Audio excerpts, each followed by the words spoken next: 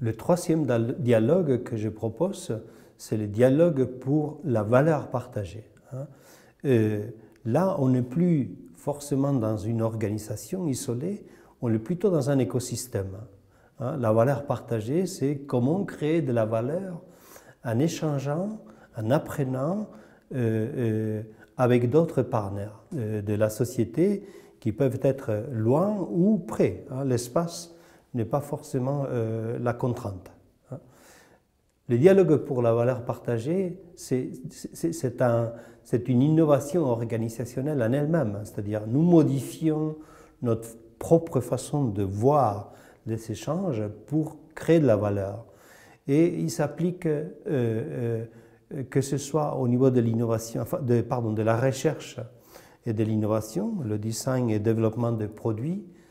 Il peut s'appliquer au développement régional, où par exemple il peut y avoir un campus technologique dans lequel interviennent des entreprises, des universités et des collectivités locales qui doivent dialoguer justement pour rendre concret et aider au développement de cette valeur pour tout le monde.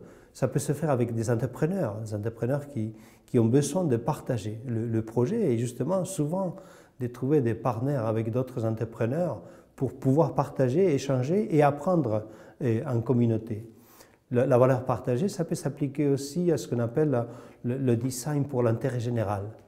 Au niveau politique, on a besoin d'engager des gens pour qu'ils aient le sentiment que ce qu'on est en train de faire a de la valeur pour eux et pas uniquement a de l'intérêt pour le politique.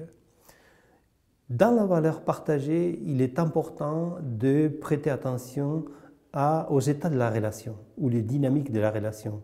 Voilà, et mon travail est justement d'aider à comment améliorer la qualité des échanges de façon à ce que justement, plus la qualité des échanges s'améliore, plus on peut considérer que le système est en train de devenir fluide dans l'échange avec d'autres systèmes, à tel point que justement dans cette frontière, il y a énormément d'échanges, voire beaucoup plus d'échanges qu'il peut y avoir par ailleurs dans chacune des organisations isolées.